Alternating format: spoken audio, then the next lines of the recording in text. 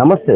ప్రస్తుతం మనం మహబూబ్ నగర్ శాసనసభ్యులు ఎన్ఎం శ్రీనివాసరెడ్డితో ఉన్నాం. ఈ మధ్య కాలంలో పత్రికలో ఒక ఆర్టికల్ ప్రతి ఒక్కరిలో కూడా చర్చనీయంగా మారిందని చెప్పవచ్చు. ఎందుకంటే సొంత పార్టీలోనే ఉంటూ, సొంత అధికార పార్టీలో ఉంటూ వారిని విమర్శించే విధంగా ఆ ఆర్టికల్ ఉన్నందుకు కూడా చర్చనీయాంశం కూడా అయింది. అయితే దానిపైన అంటే ఎందుకంటే స్థానికంగా అభివృద్ధి, తన నియోజకవర్గంలో అభివృద్ధి చెందాలంటే ప్రభుత్వం దానిపైన దృష్టి సారించాలని ఆ పూర్తి అంశం అది. దానిపైన విమర్శలు చాలా వస్తున్నాయి. దానిపైన అది సార్ ఎందుకు రాయాల్సి వచ్చింది ఆర్టికల్, ఏం పరిస్థితి?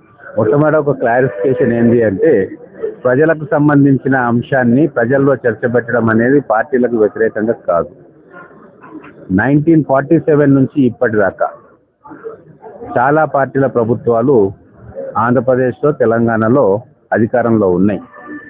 అయితే పాలసీ మేకర్స్ లో గ్రామీణ ప్రాంతాలకు నిధులను మళ్లింపడంలో అనుకున్నంత స్థాయిలో ఆ నిధులు పోలేదనేది చాలా స్పష్టంగా మనకు గ్రౌండ్ లో కనబడతా ఉంది.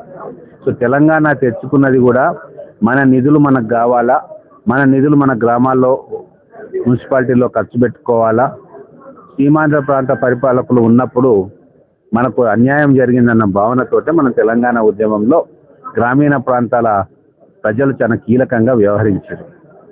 అయితే ఈ ప్రాధాన్యత క్రమంలో మెగా ప్రాజెక్ట్స్ టాప్ ప్రియారిటీకి వచ్చినాయి. టిఆర్ఎస్ ప్రభుత్వంలో లక్షల కోట్లతోటి పెద్ద ప్రాజెక్టులు కట్టింది. కానీ గ్రామాల్లోకి నిధులను పంపించే దాంట్లో వాళ్ళు ఆశించిన స్థాయిలో వాళ్ళు పనిచేయలే. అందుకే ఈరోజు చాలా సమస్యలు అక్కడనే ఉన్నాయి. చిన్న చిన్న సమస్యలు కూడా మనం గ్రామాల్లో చాలా వరకు పరిష్కారం చేయొచ్చు. కానీ ఏ సమస్య మనము పరిష్కారం చేయాలన్నా అది డబ్బుతో ముడిపడ్డ అంశం. ఆ డబ్బు ఫ్రీ ఫ్లోగా గ్రామాల్లోకి రావట్లే. కాబట్టి నేను ఒక ప్రపోజల్ పెట్టడం జరిగింది. అది ప్రజల్లో కూడా చర్చకు వచ్చింది. ఆ ఆర్టికల్ రాయడంతో అది తెలంగాణ వ్యాప్తంగా విస్తృతంగా చర్చకు వచ్చింది. అధికార విపక్ష శాసనసభ్యులు కూడా నా సూచనతోటి వాళ్ళు ఏకీభవించిండ్రు.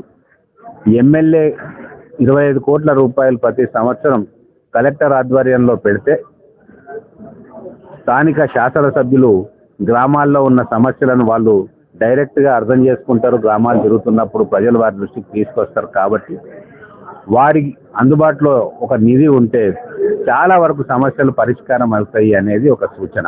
ఇది గతంలో అసెంబ్లీ నడుస్తున్న కాలంలో అందరు శాసనసభ్యులతోటి, మంత్రులతోటి కూడా మాట్లాడడం జరిగింది. కొంతమంది అధికారులతోటి కూడా ఈ విషయం మాట్లాడడం జరిగింది. అయితే దీనిపైన ఇంకా విస్తృతమైన చర్చ జరగాల. సో 2 అభిప్రాయాలు వస్తా ఉన్నాయి. ఒకటి, చాలా మంది ప్రజలు కావచ్చు, నాయకులు కావచ్చు, అధికార పక్షం కావచ్చు, విపక్షం కావచ్చు, అటువంటి నిధి ఒకటి ఉంటే చాలా బాగుంటది అన్న అభిప్రాయం వ్యక్తం చేశారు. సో కొంతమంది సామాజికవేత్తలు అవినీతి ఎక్కువవుతుందేమో అనేది ఒక సందేహాన్ని వెలిబుచ్చారు. కాబట్టి ప్రజల్లో చర్చ జరిగితే ఈ నిధిని ఏర్పాటు చేస్తే దానికి తీసుకోవాల్సిన జాగ్రత్తలు, ప్రొసీజర్స్ ఎట్లుండాలి, ఏ అంశాలకు ఈ నిధిని ఉపయోగించుకోవచ్చు, ఎంత పర్సెంటేజ్ ఎంత కేటాయించాలి అనేది కూడా ఒక చర్చ జరగాలి. అందుకే నేను ఆర్టికల్ రాయడం జరిగింది. వాస్తవంగా ఆర్టికల్ రాసిన తర్వాత చాలా చర్చ జరుగుతూ ఉంది. ఆదిలాబాద్ నుంచి అలంపూర్ దాకా సామాన్య ప్రజలు, ప్రజా సంఘాలు, రాజకీయ పార్టీల నాయకులు, ఉద్యోగస్తులు, మేధావులు, తెలంగాణ ఉద్యమకారులు అందరూ కూడా దీని మీద చర్చ పెడతా ఉన్నారు. ఈ చర్చల పర్యవసానంగా మనకు మంచి సూచనలు వస్తాయి. ఒకవేళ ప్రభుత్వం గిట్లా ఇది బాగుంది మనం ఇవ్వచ్చు అన్నప్పుడు ప్రతి శాసనసభ్యునికి కూడా కొద్దిగా వెసులుబాటు దొరుకుతుంది. గైడ్ లైన్స్ ఫ్రేమ్ అవుతాయి. ఎక్కడ లీకేజెస్ కు స్కోప్ ఉందో ఆ లీకేజ్లను అరికట్టడానికి కూడా సూచనలు వస్తాయి. అలాగే అవినీతికి ఎక్కడ ఆస్కారం ఉందో ఆ అవినీతి రహితంగా చేయడానికి కూడా సూచనలు వస్తాయి. కాబట్టి రాబోయే రోజుల్లో దీని మీద నేను మీడియా మిత్రులకు కూడా చెప్తా ఉన్నా, చర్చ పెట్టండి. దీంట్లో సాధ్యాసాధ్యాలు, లోటుపాట్లు అవన్నీ కూడా ప్రభుత్వం దృష్టికి, మా దృష్టికి తీసుకురండి. పార్లమెంట్ పరిధిలో ఏదైతే 7 నియోజకవర్గాల శాసనసభ్యులలో ఆ 5 మంది మాత్రం పక్కకు పెట్టి ఓన్లీ 2 శాసనసభ్యులు మాత్రమే కేంద్ర నిధులు కావచ్చు, ఎంపీ ఎవరైతే ఉన్నారో మేడం వాళ్ళెంబడి కేంద్రానికి వెళ్ళి నిధులు తీసుకోవడం, మిగతా 5 మంది ఎందుకంత ఆసక్తి చూపడం లేదు అనేది కూడా ఒక డిస్కషన్ వస్తుంది. ఇప్పుడు ఒకటండి, దీంట్లో కేంద్ర ప్రభుత్వం ఆధీనంలో కొన్ని ఉంటాయి. రైల్వేస్ కావచ్చు, అలాగే నేషనల్ హైవేస్ కావచ్చు, జిల్లా హెడ్ క్వార్టర్ ఎమ్మెల్యేగా నేను ఉన్నా కాబట్టి జిల్లాకు సంబంధించిన అన్ని కార్యక్రమాల కోసం నేను కలిసి పనిచేయాల్సిన అవసరం వస్తుంది. ఇంకోటి, ఉన్న శాసనసభ్యులో నేను సీనియర్ మోస్ట్ శాసనసభ్యుని రాజకీయంగా, తెలంగాణ ఉద్యమంలో ఉన్నవాడిని. దాదాపుగా 25 సంవత్సరాలు నేను ప్రజా జీవితంలో ఉన్న, జిల్లా సమస్యల పట్ల సంపూర్ణమైన అవగాహన ఉంది. ప్రాజెక్టుల కోసం పోరాటం చేసిన గత అనుభవం నాకుంది. అన్ని పార్టీల నాయకులతోటి కలిసి పనిచేసిన అనుభవం ఉంది. కాబట్టి నేనే చొరవ తీసుకొని, నేను ఢిల్లీకి వెళ్తే కేవలం మహబూబ్ నగర్ సంబంధించిన అంశాల గురించి మాట్లాడా. జడ్చల్లో ఉన్న సమస్యలేంది, దేవరకద్రలో ఉన్న సమస్యలేంది, షాద్నగర్ ఉన్న సమస్యలేంది, నారాయణపేటలో ఉన్న సమస్యలేంది, లేదు అచ్చంపేటలో ఉన్న సమస్యలేంది, వీటన్నిటి మీద కూడా నేను అక్కడ నాకున్న ఇన్ఫ్లుయెన్స్ కావచ్చు, నాకున్న నెట్వర్క్ కావచ్చు, నాకున్న పరిచయాలు కావచ్చు, మన జిల్లా అభివృద్ధి కోసం అందరినీ వెంట తీసుకొని నడిచే స్వభావం ఈ రోజు కొత్తగా వచ్చింది కాదు. మీకు గుర్తుందో లేదో, పాలమూరు రంగారెడ్డి ప్రాజెక్టు రావాలని చెప్పి ముందుకు తీసుకొచ్చిందే నేను. ఆ రోజు నేను ప్రతిపక్షంలో ఉన్న, ఉద్యమకారుడిగా ఉన్నా. అలాగే బీజేపీ ఎమ్మెల్యేగా ఉన్నప్పుడు ఆ రోజు ఉత్తమ్ కుమార్ రెడ్డి గారిని, గడ్డం ప్రసాద్ కుమార్ గారిని, అలాగే మంత్రిగా ఉన్న డికే అరుణ గారిని, వీరి ముగ్గురిని సమన్వయం చేసుకొని సెక్రటేరియట్ లో ఒక మీటింగ్ పెట్టుకున్నాం. 3 జిల్లాల ఎమ్మెల్యేలను కూడా 2-3 సార్లు రౌండ్ టేబుల్లో కూర్చోబెట్టినాం. దాని తర్వాతనే కిరణ్ కుమార్ రెడ్డి గారి నేతృత్వంలో ఉన్న అప్పటి కాంగ్రెస్ ప్రభుత్వం పాలమూరు రంగారెడ్డిని యాక్సెప్ట్ చేస్తూ సర్వే కోసం జీవో ఇచ్చింది.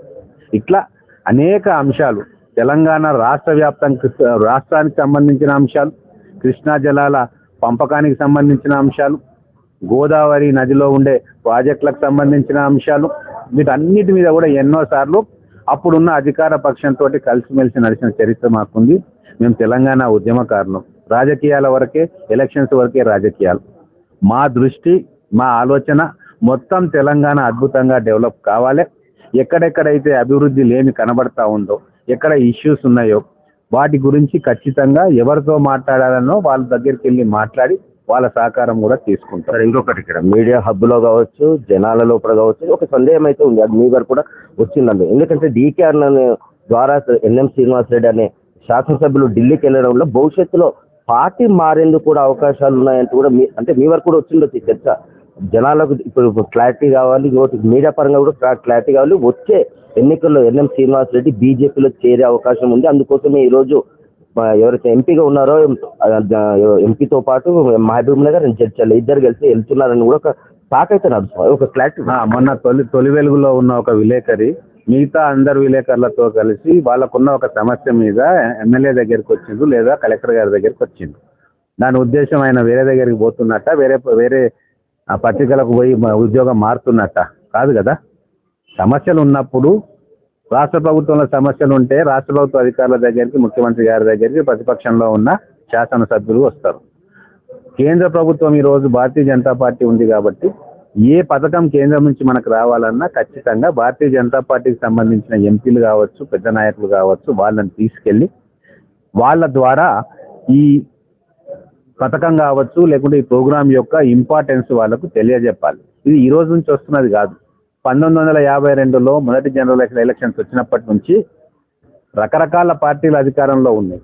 కేంద్రంలో ఒక పార్టీ, రాష్ట్రంలో ఒక పార్టీ ఉంది. అంత మాత్రం చేత అభివృద్ధి ఆగిపోవాలని లేదు. అంత మాత్రం చేత సమస్యలను ఢిల్లీకి కానీ, హైదరాబాద్కు కానీ, అక్కడ నాయకులకు కానీ లేదా మంత్రులకు కానీ తీసుకుపోకూడదు అన్న రూల్ ఏం లేదు. మన రాజ్యాంగం రాజకీయ నాయకుని డెఫినేషన్ ఇయ్యలే.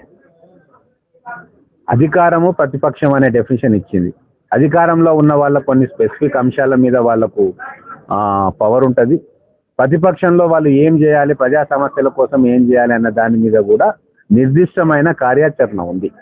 కాబట్టే రాజకీయ నాయకుడే. ఎమ్మెల్యే అనేట ఆయన ఎమ్మెల్యేనే. ఆయన ఈ Congress MLA, BJP MLA, TRS MLA అని చెప్పి నిర్వచనం ఉండదు. ప్రజా సమస్యల కోసము ఎవరితోనైనా కలిసి వెళ్తారు, ఎవరితోనైనా మాట్లాడతారు.